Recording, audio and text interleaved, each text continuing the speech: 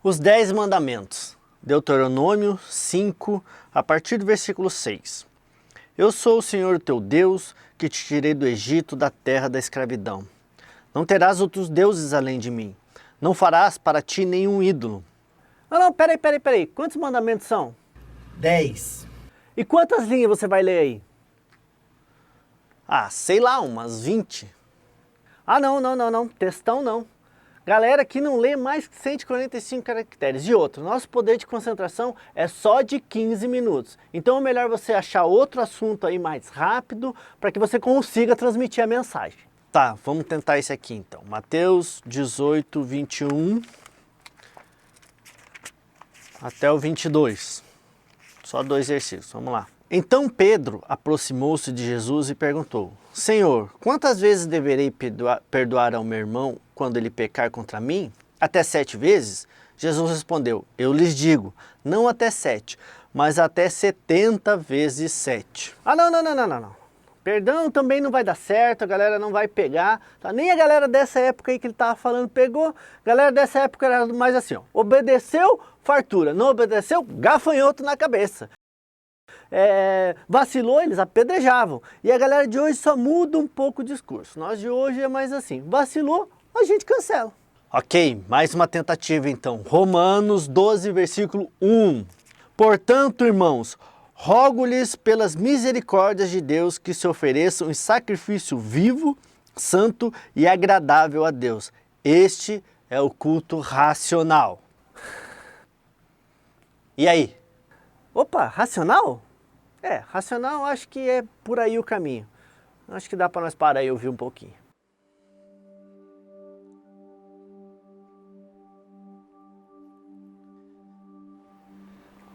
Bom, galera, nós quisemos demonstrar um pouco daquilo que é os padrões que o mundo dita para que a gente siga. O texto de Romanos 12, ele continua dizendo no versículo 2 assim: Não se amoldem ao padrão deste mundo, mas transformem-se pela renovação da vossa mente, para que sejam capazes de experimentar e comprovar a boa, perfeita e agradável vontade de Deus.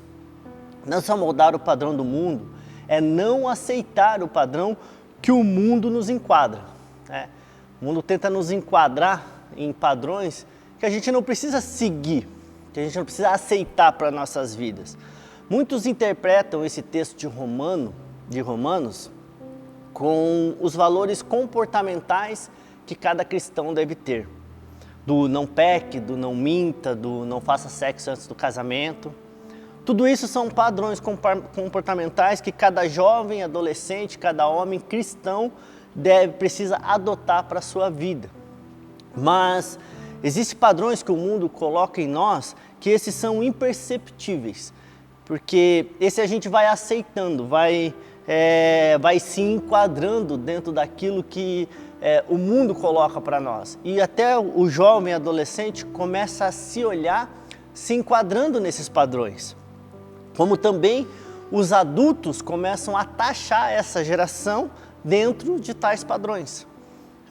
Um desses padrões é que existe um estudo que nenhum jovem e nenhum adolescente consegue ler mais de 3 linhas ou mais de 145 caracteres. Esse é o padrão de leitura que o mundo tem nos enquadrado. Eles têm colocado isso para nós: olha, vocês só conseguem ler até 3 linhas ou até 145 caracteres. É a galera do textão, eu não vou ler não. Ou até as pessoas que escrevem textão, eles já começam se desculpando. Começa assim, desculpa o textão, e aí lá vem o textão. E o mais engraçado é que os que se autodenominam a geração Z, que são os nascidos de 95 para cá, é que uma das características principais é que eles são muito pragmáticos. São adeptos do pensamento lógico, autodidatas e responsáveis. E são definidos assim, que eles se autodefinem, que quebram e contestam vigorosamente todos os estereótipos, hipervalorizam o próprio eu, desconstruindo rótulos e exaltando a individualidade. Essa é uma das características da geração Z, né, que colocaram aí como veio a geração X, a geração Y, a geração Z, que é essa que está vivendo agora. E uma das características principais que me chamou a atenção é essa de não aceitar estereótipos, de não aceitar rótulos, né? É a geração que não aceita nenhum padrão que coloque para ela. E eu não vim aqui bater o martelo de como de que essa geração é assim ou a outra é assim, tal, porque eu não gosto muito dessa divisão, porque eu entendo que se eu estou vivo, eu ainda estou nessa geração. A Bíblia diz que não passe de nós o seu espírito, que não precise que se levante uma outra geração. E eu acredito que nós vamos viver o melhor de Deus, porque eu acredito que eu vou viver o melhor de Deus, porque eu ainda sou essa geração. Eu ainda estou vivo, estou aqui e estou para viver isso. E não é nesse ponto que eu quero me apegar, não é na parte científica da geração, né? Porque muitas vezes a gente deixa se amoldar nesses padrões aí, porque nós não temos conhecimento. E como a gente vai obter conhecimento se a gente não lê? Se não buscamos a fonte de conhecer a Deus? É nesse ponto que eu quero me apegar. É a gente quebrar esse estereótipo de que eu preciso enquadrar até a minha mensagem dentro de 15 minutos, porque o jovem, o adolescente não ouve mais de 15 minutos. Porque para nós termos uma mente renovada, a gente precisa não aceitar os padrões que o mundo nos coloca. A gente precisa quebrar esses paradigmas, e que é o que o mundo tenta nos enquadrar no nosso dia a dia. A gente precisa nos esforçar para isso acontecer e principalmente saber quem somos em Deus. Eu fico tentando imaginar Moisés abrindo os 10 mandamentos e o povo interrompendo, assim como a gente fez na sketch. Peraí, Moisés, não, quanto? Né? Isso aí é muito texto para nós. A gente não vai conseguir gravar isso aí. 1 Coríntios 2,16 diz assim: quem conheceu a mente do Senhor para que possa instruí-lo? Nós, porém, temos a mente de Cristo. Para descobrirmos a vontade de Deus para nós precisamos exercitá-la. Exercitar o quê? Exercitar a nossa mente. A gente precisa ter a mente de Cristo, porque se a Bíblia afirma que nós, porém, temos a mente de Cristo, nós precisamos exercitar essa mente.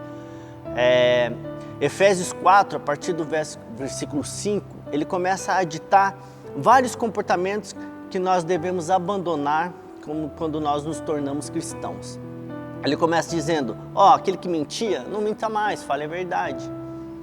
Quando irá, não peque, mas se acerte antes de dormir, para não dar lugar ao diabo. A gente que é casado, a gente exercita muito isso, né? Aconteceu uma briga dentro de casa, não podemos ir dormir antes de se acertar. Faz 3 dias que a gente não dorme lá em casa, mas nós estamos vencendo, a gente não dormiu ainda. Brincadeira. Mas aquele que furtava, não furte mais. Antes vá trabalhar, vá fazer algo de útil com as mãos e depois divida tudo isso com quem tem necessidade. Não fale palavras torpes, mas apenas o que for útil para edificação, para que os que ouvem, ouçam com graça. E aí no meio, Paulo está fazendo o discurso, não minta, aquele que minta não minta mais, aquele que irou não peque, tal. E aí no meio do discurso ele para e fala assim, e não entristeça o Espírito Santo de Deus. Do nada, no meio do textão dele, ele fala isso, não entristeçam o Espírito Santo de Deus. E aí ele continua: livre-se de toda amargura, indignação, ira, gritaria e calúnia, sejam bondosos, compassivos, perdoem-se mutuamente, assim como Deus os perdoou em Cristo. Mas é o não entristeçam o Espírito Santo que eu quero me apegar aqui. Por que Paulo vem listando um monte de comportamentos, faz uma lista de comportamentos que nós devemos abandonar e do nada ele para e fala assim, e não entristeça o Espírito Santo de Deus. Entretanto, não entristeça o Espírito Santo de Deus. Entretanto, não entristeça o Espírito Santo de Deus, porém não entristeça o Espírito Santo de Deus. E como é que nós entristecemos o Espírito Santo? Ele mesmo nos dá a resposta no versículo 17 e 18 de Efésios 4. Assim eu digo a vocês, e no Senhor insisto, que não vivam mais como os gentios que vivem na inutilidade dos seus pensamentos. Eles estão obscurecidos no entendimento e separados da vida de Deus por causa da ignorância em que estão devido ao endurecimento do seu coração. Nós entristecemos o Espírito Santo quando vivemos na inutilidade dos nossos pensamentos. Quando nós, que porém temos a mente de Cristo, não a usamos para coisas do reino, não usamos para edificação. Quando nós, da geração Z, que nos colocamos na posição de que esse texto ali é muito grande, não tem como eu ler não, afinal de contas, até os estudos estão aí para comprovar isso, então eu sou essa geração, então textão eu não leio não, né? E aí a gente fica se enquadrando nisso, não, vídeo de mais de 15 minutos, não vou assistir não, porque afinal de contas, né, os estudos estão aí para comprovar que nenhum jovem, nenhum adolescente, ele consegue se concentrar mais que 15 minutos. E a gente vai aceitando esses padrões e paradigmas que o mundo vai nos colocando, que os estudos estão aí, e vamos se enquadrando nos padrões do mundo. E não temos a mente renovada, não temos a transformação pela nossa mente. E aí aqui eu queria deixar um alerta, né? E é o mesmo alerta que Paulo deixou para o jovem Timóteo. Pregue a palavra. Esteja preparado a tempo e fora de tempo. Está lá em 1 Timóteo 2. Repreenda, corrija. Exorte com toda paciência e doutrina. Pois virá o tempo em que não suportarão a sã doutrina. Ao contrário, sentindo coceiras no ouvido, e aí vão dizer, textão não. Juntarão mestres ou influências que vão ditar o que você deve usar, ouvir, assistir, ou até como você deve se comportar. Juntarão mestres para si mesmo, segundo os seus próprios desejos. Não sei se você já reparou, eu já reparei isso. Qualquer coisa que você deseje na internet, que você, eu quero comprar um tênis. Você pensou em comprar um tênis, você vai ficar vendo tênis por uma semana. Hoje, nós temos nova ferramenta do Instagram, o tal Reels, né? Você parou ali, fixou os teus olhos em 2 segundos, 3 segundos em um vídeo, todos os próximos vídeos eles vão ser no mesmo estilo. O mundo está colocando um algoritmo em nós, um padrão querendo ditar até aquilo que nós devemos assistir. O texto continua assim: eles se recusarão a dar ouvidos à verdade e voltando-se para os mitos. Esse é o conselho de Deus para nós hoje. Quem que nós vamos escolher ser nesse contexto que Paulo está dizendo? Nós vamos ser aqueles que sentem coceiras no ouvido e não suportam ouvir a sã doutrina? Eu vim de uma geração que não lia, a tal geração Y, sei lá qual que é, ou geração X, eu nasci em 1980. Essa parte eu não fui pesquisar para saber qual geração eu sou. Mas eu vim de uma criação onde não se lia muito. Eu fui ler a Bíblia com 22 anos de idade, primeira vez. Pegar para ler, né? Não que eu não tinha lido antes, mas pegar para ler. E vou falar a verdade, se tem uma coisa que eu preciso me esforçar, se você perguntar, Lu, você gosta de ler? Eu falo, não. Eu preciso me esforçar muito, muito, muito, fazer muito esforço para poder ler, para poder me dedicar. E porque um dia eu ouvi esse texto, que vai chegar o tempo em que vai ter pessoas que vão sentir coceiras no ouvido, não vai suportar ouvir essa doutrina, não vai suportar ouvir a palavra da verdade. E eu não quero ser eu não quero me enquadrar nesse padrão, eu quero me enquadrar no outro padrão, que Paulo continua. Que Paulo diz para Timóteo: você, porém, Timóteo, seja moderado em tudo, suporte os sofrimentos, faça a obra de um evangelista, cumpra plenamente o seu ministério. A gente tem escolhas, nós temos escolhas. A gente não precisa ficar se enquadrando nos estudos. Se nós somos a geração que quebra estereótipos, que não aceita rótulos, que nos rotulem como analfabetos, que nos rotulem, certo? Que a gente aceita a todos, né? Essa é uma característica dessa geração, que aceita a todos. Então nós precisamos quebrar esses rótulos, quebrar esse padrão que o mundo fica colocando em nós, que não, a gente não lê, não, a gente não consegue ler mais que 3 linhas, não, a gente não consegue ouvir mais que 15 minutos, porque eu vou te dizer, isso aqui, para mim, é um dos maiores textos do mundo. É a maior carta de amor já escrita para a humanidade. E como nós vamos obter conhecimento? Como que nós vamos renovar a nossa mente? Como que nós vamos obter a mente de Cristo? Se nós não queremos ler o textão. Esse é o textão que Deus deixou para nós. A gente precisa se dedicar. E essa é a minha oração. Para que nós deixemos de nos amoldar pelos padrões do mundo, né? E nós possamos viver a liberdade que Gálatas 5 nos fala. Que foi para a liberdade que Cristo nos libertou.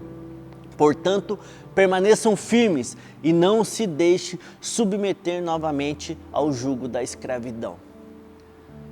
Se deixar submeter é se colocar debaixo daquilo que o mundo quer que a gente faça, ou que a gente ouça, ou que a gente assista. Não. Quem decide sou eu. Quem decide o que vou ler sou eu. Quem decide o que as coisas que Deus vai fazer na minha vida sou eu.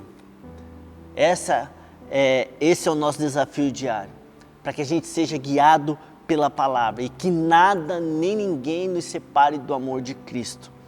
Porque se nós somos chamados para inspirar, a nossa inspiração precisa vir do alto e ela vai vir através das Escrituras.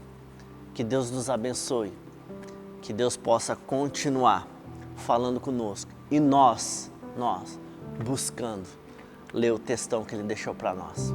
Amém?